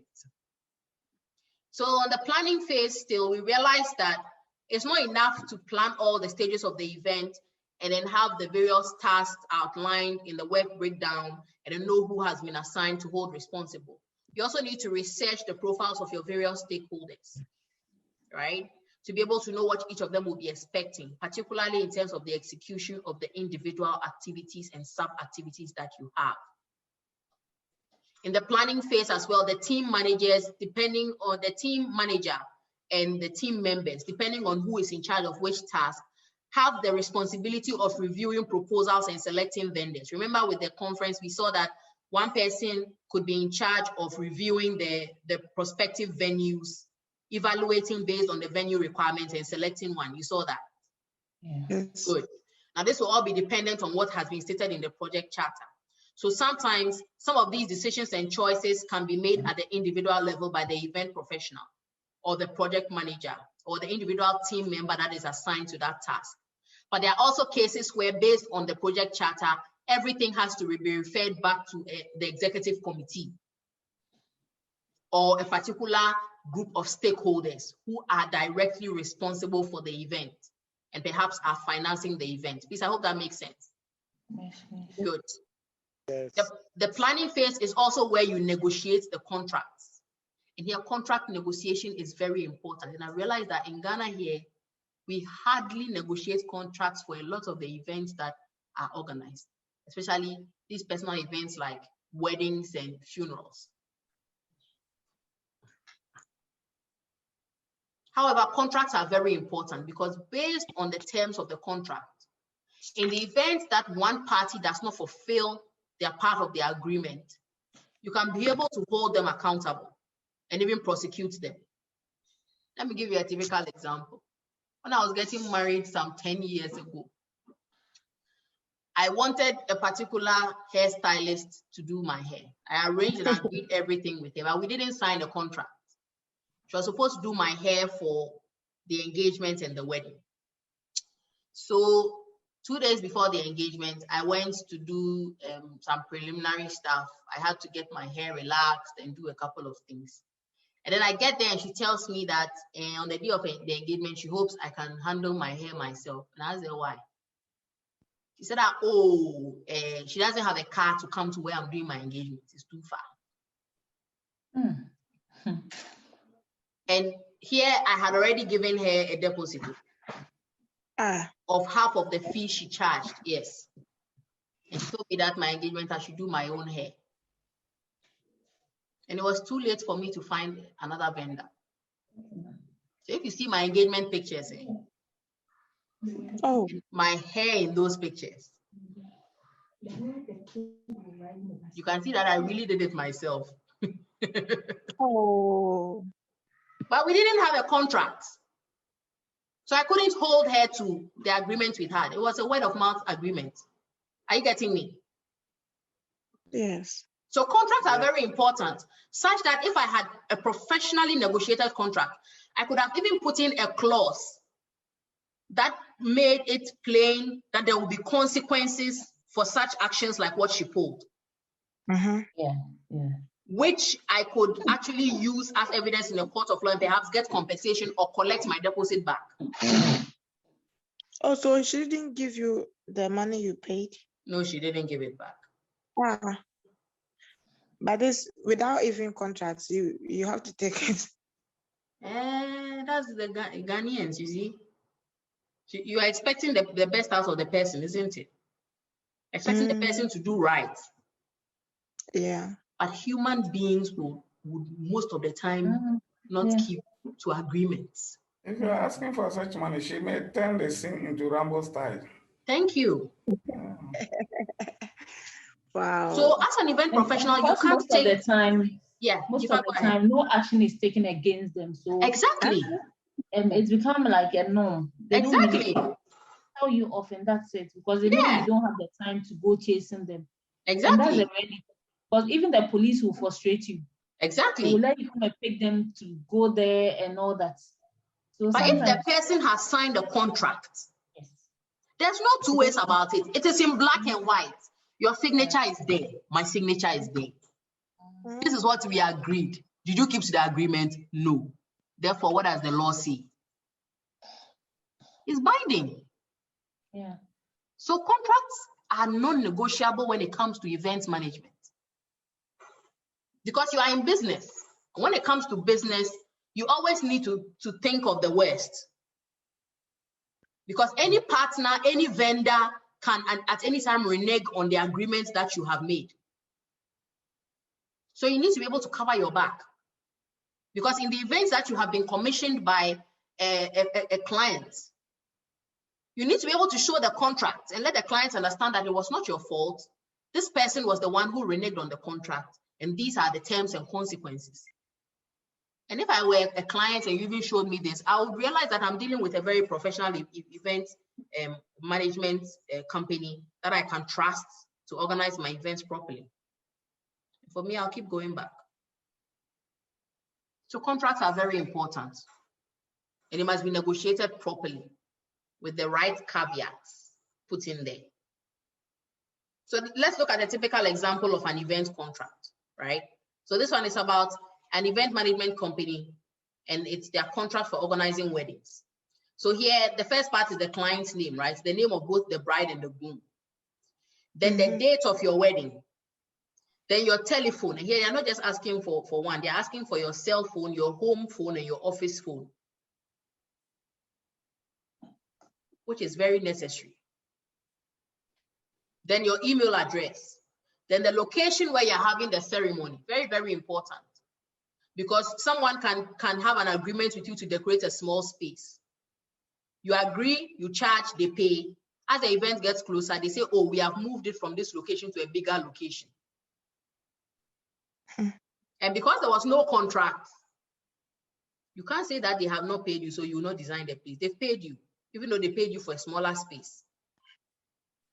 Are you getting where I'm coming from? Yeah. So some of these clauses and caveats are very important to cover your own back. This is the location that was agreed upon. So if they change the location and you say you will not decorate the place, nobody can blame you, because that's not what was agreed.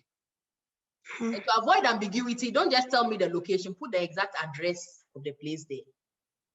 Because perhaps you will say Little Legon. Maybe there's a Little Legon in Adabraka, there's another one in Kumasi.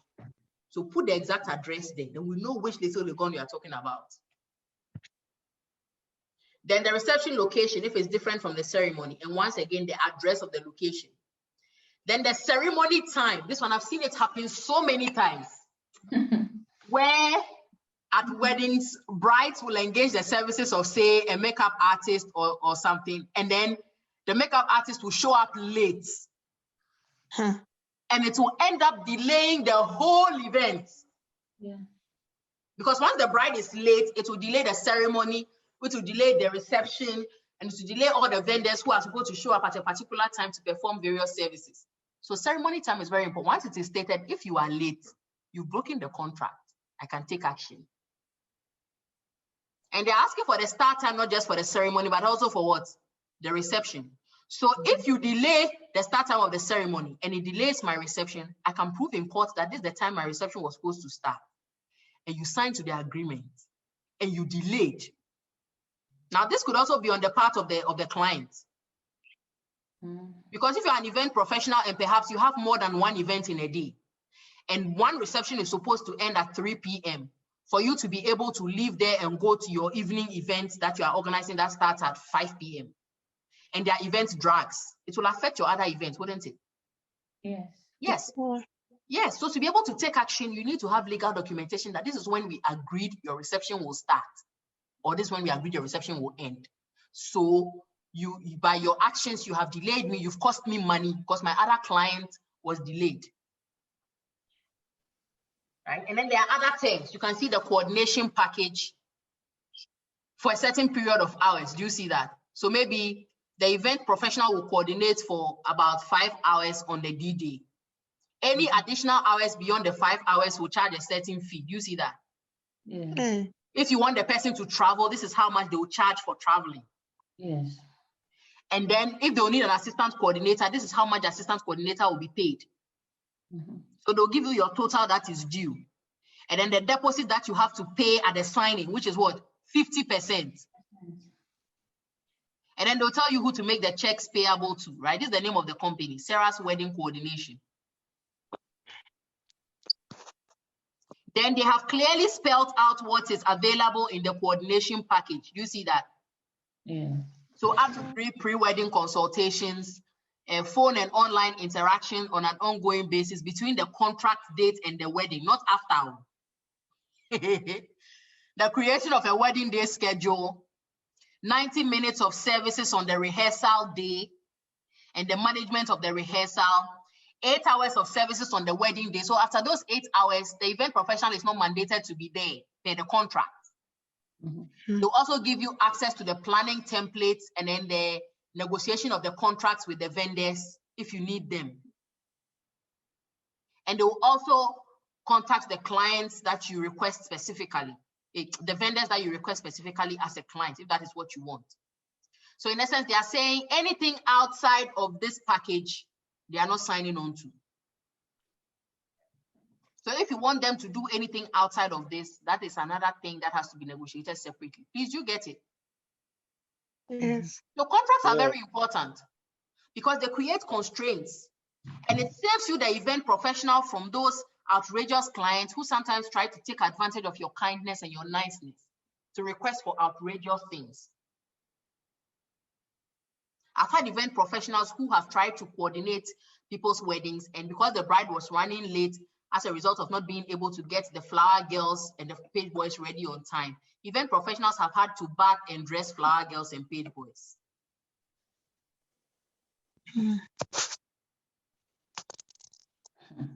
They have ended up having to do makeup for bridesmaids. So these contracts save the event professional a lot of hassle and stress, and also protects them from being taken advantage of, and vice versa. It also protects the client from being taken advantage of and prevents them from pitching their expectations too high. Because some clients expect more than they actually paid for. And this one, I think all experts in this class who have organized an event at one time or another can bear with this. Sometimes some clients just expect more than they actually paid for. Yes. And they expect you to be nice and do it for them. And the very people you bend backwards for, they are the ones that they end up being rude. Thank you. Or very ungrateful. Thank you. So let's keep it within the terms of the contract. If it's not in the contract, I'm not doing it. That's not what we agreed on. Let's stick to what we agreed. And everybody is happy. Because there's no ambiguity. So there's nothing like, oh, you're a bad person, you're a good person. No, we agreed on this. Have I kept my terms of the contract? Yet, I'm done. Let's go our separate ways. So contracts are very important once again, right? Now, this is a contract for a specific kind of vendor. So here, it's a contract for a food truck vendor. And here it has similar items to what we saw in the previous contract. So the vendor's address, email, phone, and then the vendor's permit or license, right? In Ghana here, I have rarely seen someone requesting the services of a caterer and asking them to produce documentation to show that they are licensed or trained caterers. It rarely happens. If I have someone asked you for your qualification before? Yes. Okay. Are there people too who have never asked? They just... Most people don't ask. But when I meet clients that think, you know, this industry, a lot of people think it's just for anybody. Thank you.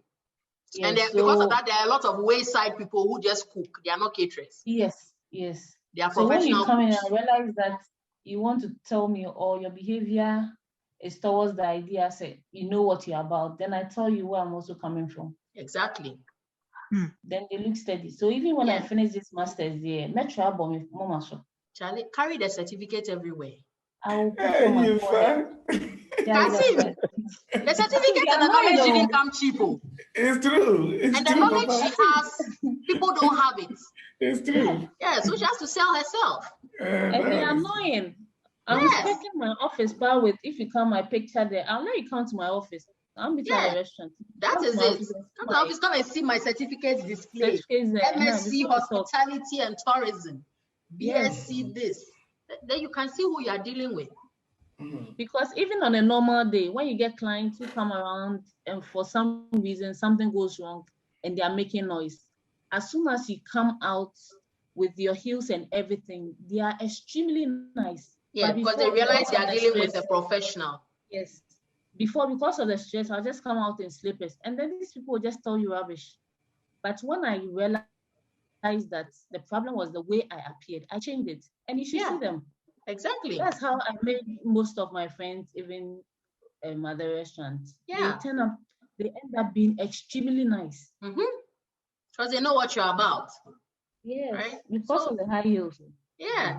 So please, lesson learned. Presentation is everything. Yeah, that's true. And the contract is one of the best foots you can put forward. Yes. These are my terms. This is what I offer. This is how I do business. You either take it or leave it. Yeah. That's true. All right. So part of the planning also involves pre-event research, right? Because as an event management professional, you need to know who you're working for, especially if you're dealing with corporate clients. So it's about doing research to obtain valuable information on the client's brand, right? As well as their event history.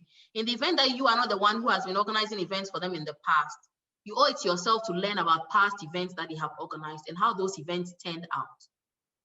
You also need to do research on the possible risks that could come out as a result of planning and executing the events, right? Which we will delve deeper into when we are discussing risk management for events. These are all valuable information that will help you to plan a good event and execute it accordingly. Now, when finding out whether the client has commissioned similar events in the past, you need to look specifically into the kind of themes that they used for the event, assuming you are responsible for coming up for the theme of the event and everything. You also need to look at the kind of locations that they used and then the kind of decor that they used. It will give you an idea on how to be able to plan the location and the decor for the particular events that you have been put in charge of. You also need to look at the objectives that they had for their past events, as well as the post-event analysis of their previous events, which will tell you a lot about how they felt regarding how those previous events were organized, whether or not they were happy with it and what they think the previous event organizers could have done better. All these can be done in line with the past key performance indicators, which will help you to be able to ascertain as an event professional the criteria by which they will be judging your work. Because if they have certain key performance indicators by which they judge events held in the past, you know that definitely some, if not all, of these performance indicators will be the yardstick by which your performance will also be ascertained or measured, right? So pre-event research is important to give you foreknowledge on how to go about planning and executing specific events, particularly when it comes to corporate events. And with that, we get to the end of the planning phase. So once you are done planning and you have all this information and you've done all your strategies, it's now about executing the strategy that you have come up with based on the information you have in the executing phase. So in executing, we are looking at the fulfillment of the contracts that you have signed in the planning phase, and then monitoring the fulfillment of these contracts, because it's not enough to sign a contract with somebody. You need to be on them and monitor to ensure that they are keeping to the agreement of each of the terms as stipulated in your contract. Because knowing human behavior, some people are honest enough to keep to the terms of the contract. There are some people too who will always try to play smart and not fulfill their part of the terms of a contract. So usually you have individual members of the team put specifically in charge of certain vendors to make sure that they execute exactly what they agreed to execute under the contract, right? Now here we need to understand that most of the contracts that will be signed will involve activities or services that will be executed in advance of the event, and others that will be executed during the event and some after. For instance, a typical example of a service that will be executed prior to the event, assuming we're talking about a birthday party. It's what we saw with regard to Anne's birthday party, right? Including the delivery of the marquee, as well as the ordering of the flowers, isn't it? So in ordering the flowers, you need to sign a contract with the person who will deliver the flowers to agree on the date that the flowers will be delivered and everything, isn't it? Yes. Good. Now, some of the contracts will be executed on the day of the event. For instance, the catering. The food will be delivered on the D-Day, isn't it? Yes. So if you have agreed on a certain number of food items, someone has to be put in charge of the catering such that the person will ensure that the caterer has brought the exact number of different food items agreed upon, the different courses of the meal that have been agreed, and then the portions that have been agreed. And this one, I know Ghanaian caterers do very well with it. You order for portions for 100 people, and some good Ghanaian caterers will do a bit extra, knowing that there's no way of anticipating exactly how many people will come. So you order for 100 and then they'll add an additional, say, 20 or 30. This is all part of what you pay for.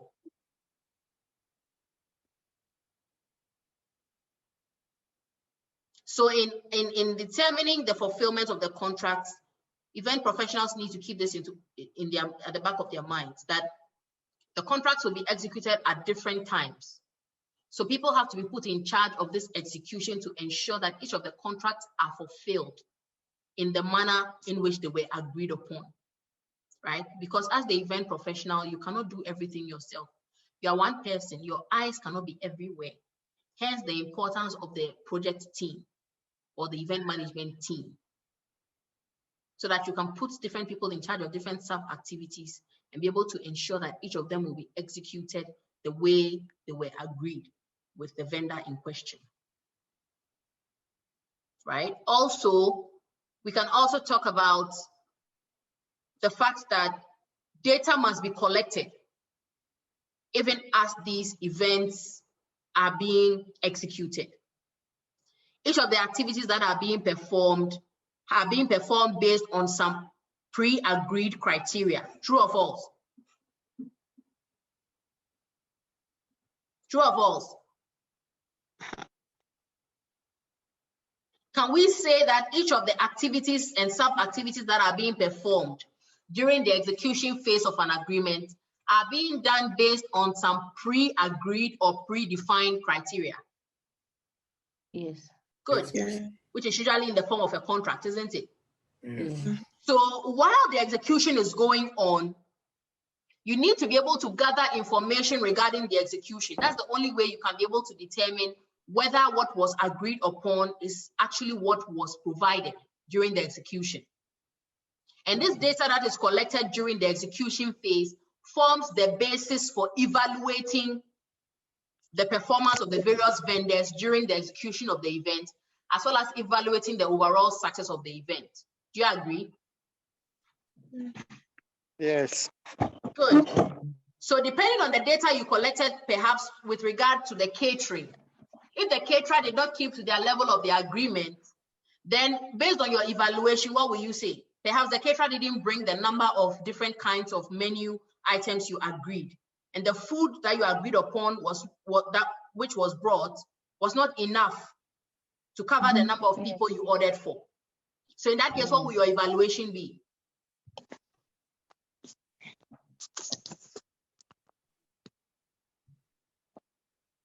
Call the question again.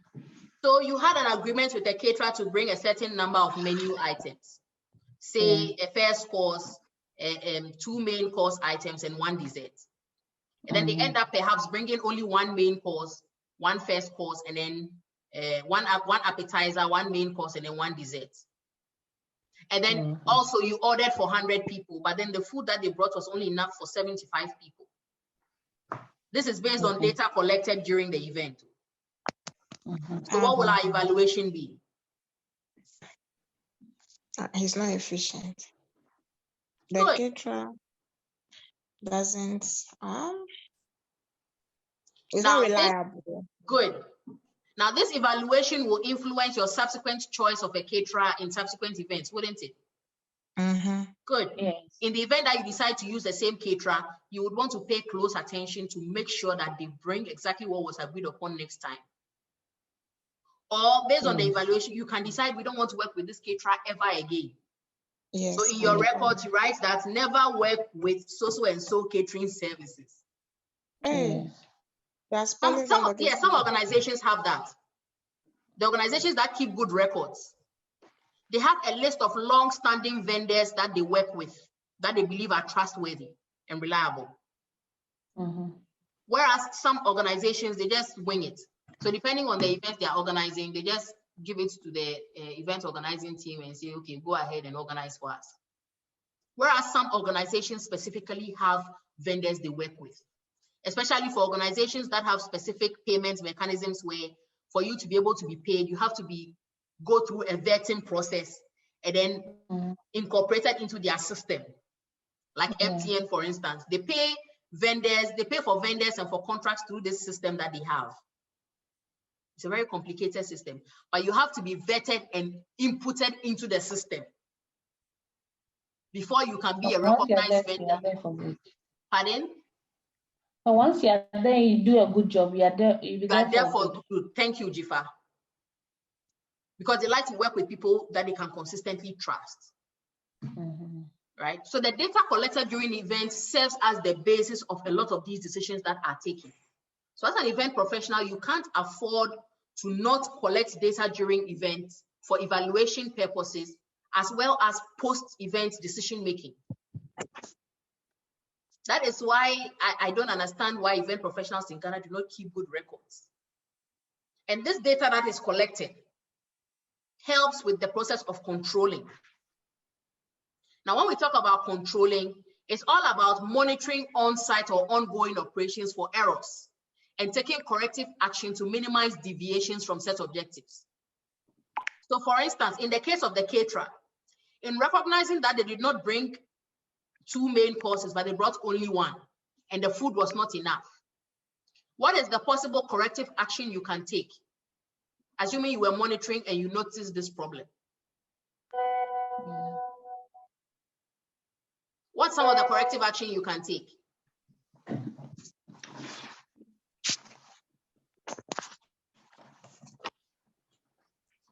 They didn't bring enough food to feed everybody. They were supposed to feed 100 people. They only brought food for 75 people.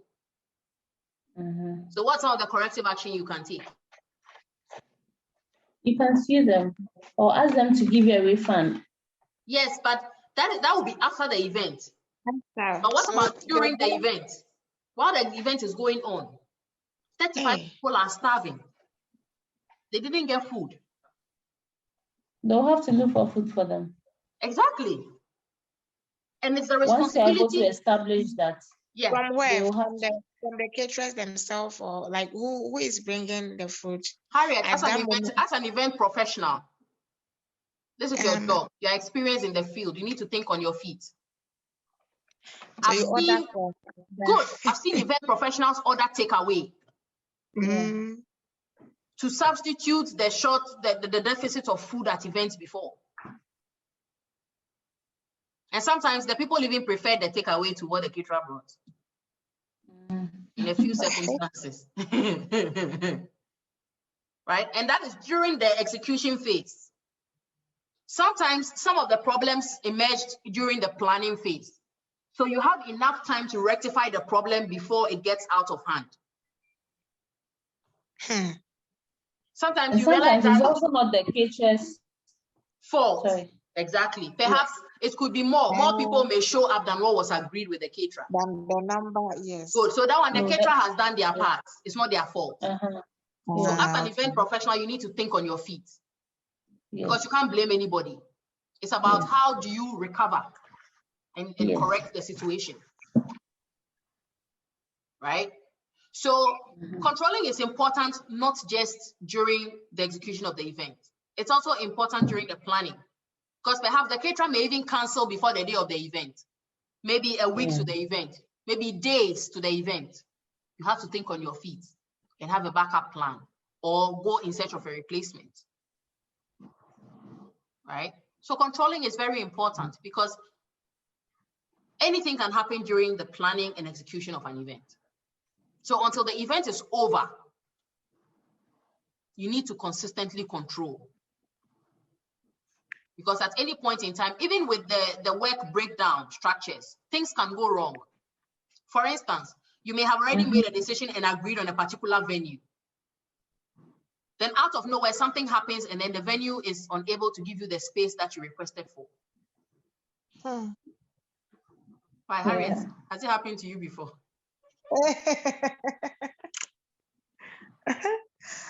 No. Yeah, you need to be able to quickly think on your feet. What happens? You should have had other options that you can consider and quickly select another one. Because perhaps you may not have time to wait for the event to sort their things out. So you need to find a replacement immediately while the old venue works on giving you back your deposit, assuming you've paid a deposit. Yeah. Right? So controlling is very important.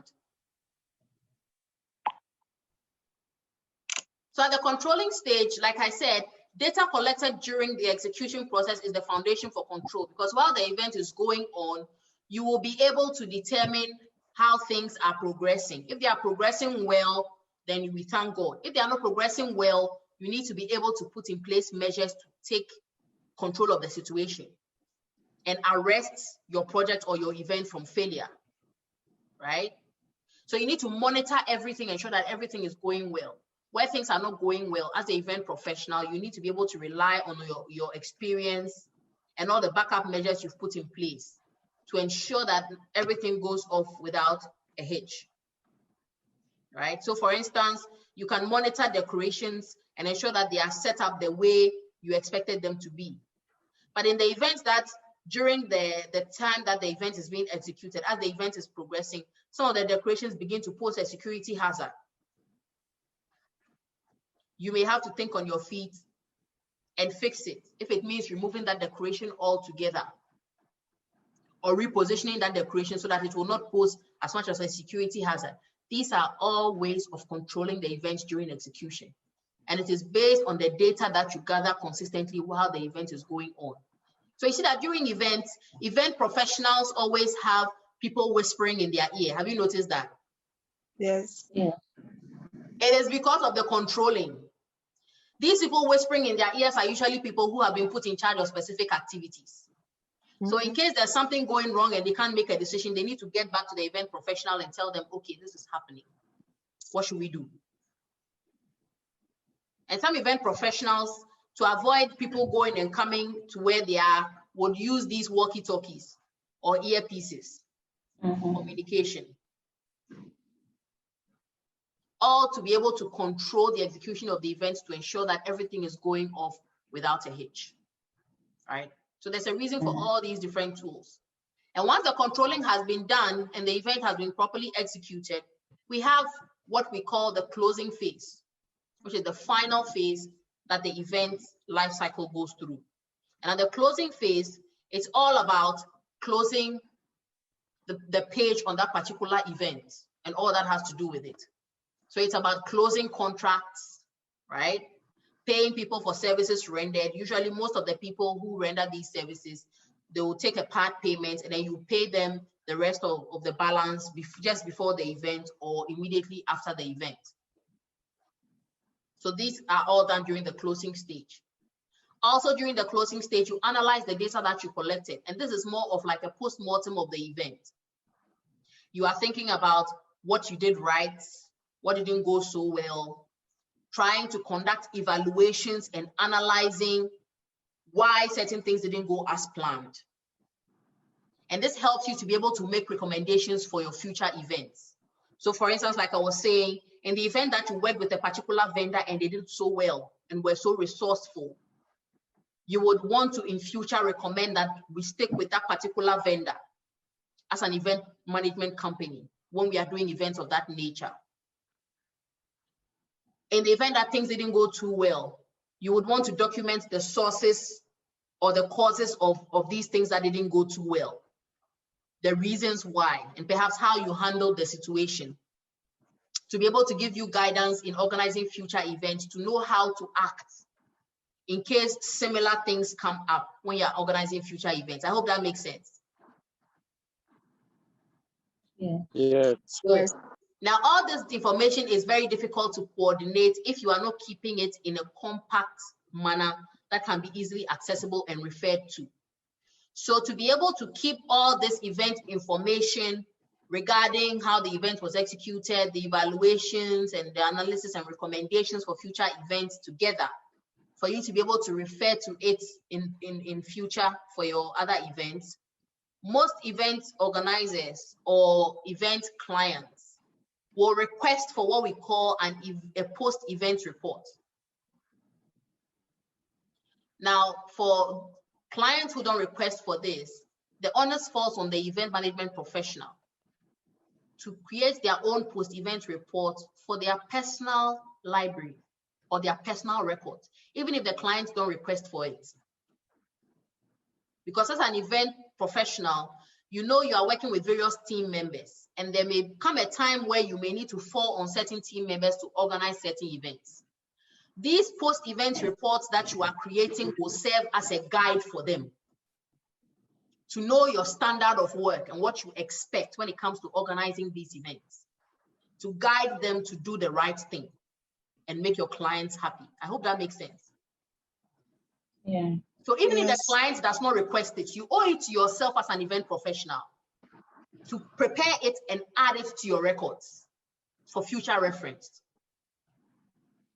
And I think it puts you a step ahead of other event professionals if you are able to prepare this report and even circulate it to the key stakeholders who are not expecting it.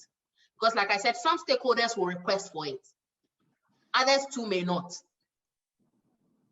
But for the fact that after the event, you prepared a post-event report and shared it with them for them to see what went into planning and executing their event, I think will set you apart when it comes to the event management space. Don't you agree? True. Yes. Very true. Yeah. So the post-event report, if you ask me, is very important and a key aspect of the closing phase of the event life cycle. But in Ghana here, I'm yet to see organizations in the tourism and hospitality sector that organize events who create these post-event reports and share with clients. Perhaps some of them will prepare some for their records, but to share with clients, I doubt. Kasim, please go ahead. I was trying to say that when such data is also available, it helps researchers, especially in content analysis, when somebody wants to take up a study regarding event management, using that as content analysis or secondary data. Yes. Thank you, Kasim. I have a student who is doing a topic on risk management in events. Okay. And she was finding it so difficult. First, she wanted to use award ceremonies, but the data is just not there. Because she can't find records of how they went about like executing the event, how they went about planning for risk and stuff. So she's downgrading to smaller events. Because at least you can be able to get individuals who can tell you about how they went about organizing their event. Right? So the post-event report is very important. Another very important thing too is the thank you notes. In Ghana here, I'm yet to see event vendors who actually send thank you notes to their clients for soliciting their services. Kifa, have you sent thank you notes to your clients before?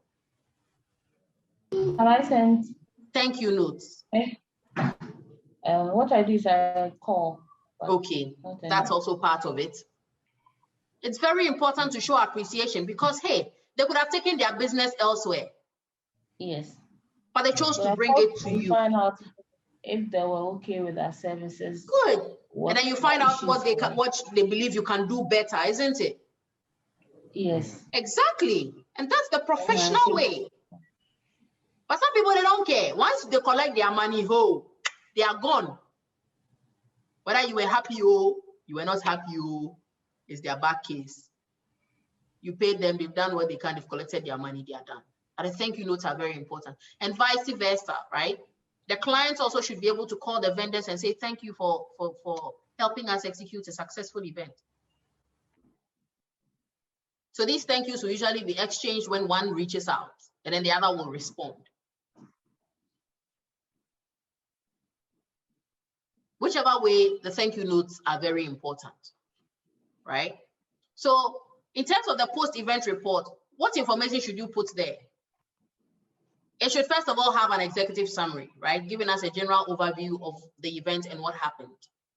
Then an introduction, telling us about the objectives of the event, the basic things that were put in the project charter, including the budget of the event, the time constraints, among other general things that were contained in the project charter should be put in the introduction. Then you can go into a survey of the attendees. What are the kinds of people that attended the event? What were their requests? How did they engage at the event? Then you can also put the portion relating to the location venue. How was the venue like? How was the services that they provided like? Would you want to work with them in the future? How did they make things easier for you? You can also talk about the marketing, the media, and the promotion of the event, assuming it was a commercial event that had to be publicized. How did the marketing, the media, and the promotion go? What media companies did you work with? What marketing organizations or tactics did you employ? Which ones worked? Which ones did not work? And then what do you think in future you should do regarding marketing and media to get the best results? Then you can also talk about sponsorship, right?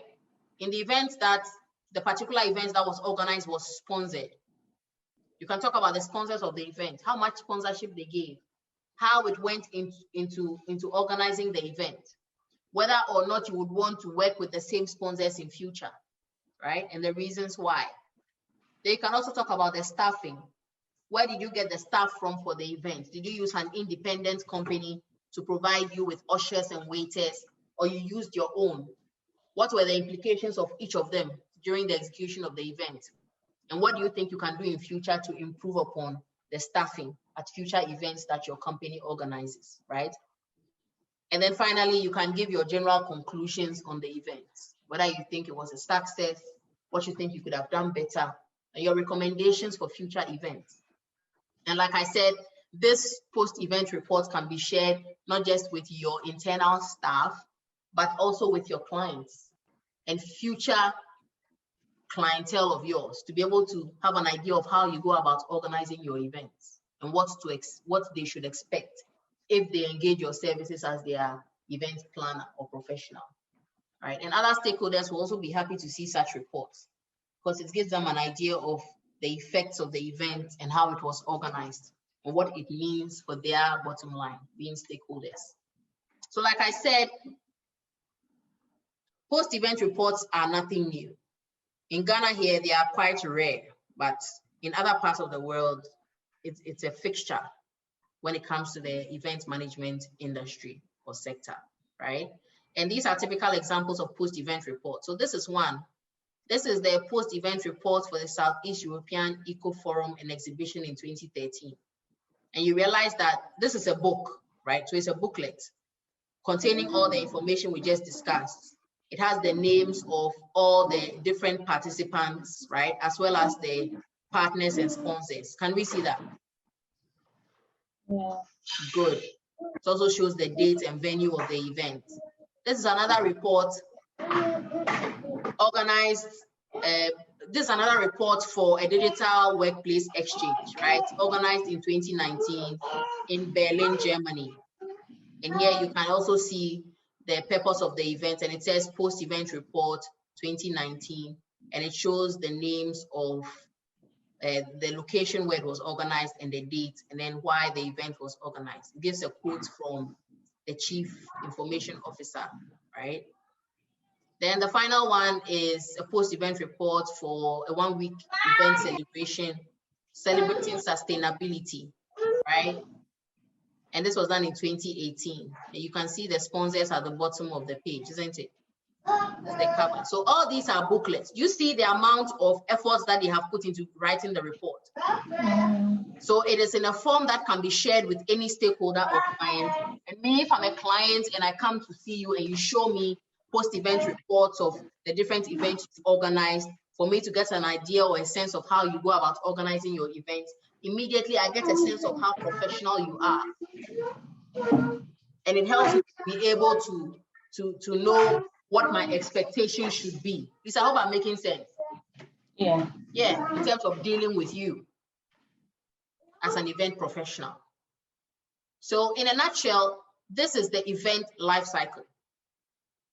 And because of all we have discussed, we realized that treating the event as a project is opportune. Because using the project management tools and techniques, we can be able to effectively manage events through the different stages of the event life cycle to be able to create world-class events that both individual and corporate clients would be willing to solicit our services for, right? And with that, we've come to the end of our session for today.